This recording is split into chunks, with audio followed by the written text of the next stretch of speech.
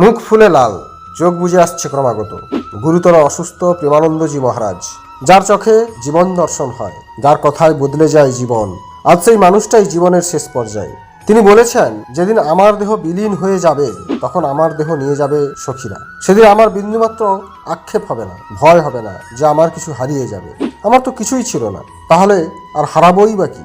বরং প্রভুর সাক্ষাৎ পাবো হয়তো। জানা যাচ্ছে তার দুটি কিডনি ক্ষতিগ্রস্ত।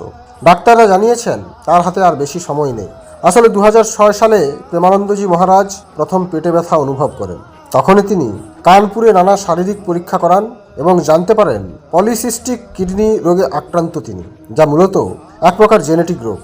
তবে বর্তমান পরিস্থিতি এতটাই অবনতি ঘটেছে যে ডাক্তার বাধ্য হয়ে জানিয়ে দিয়েছেন আর কিছুই করা যাবে না। তবুও তিনি রাত জেগে দর্শনার্থীর সঙ্গে সাক্ষাৎ করছেন। গোটা দিনের প্রায় 17 ঘন্টা ধরে রাধা নাম জপ করে চলেছেন। জীবনের বাকি দিনগুলো ভালো থাকুন প্রেমানন্দজি। আপনার মতো মানুষ এই যুগে সত্যিই খুব প্রয়োজন।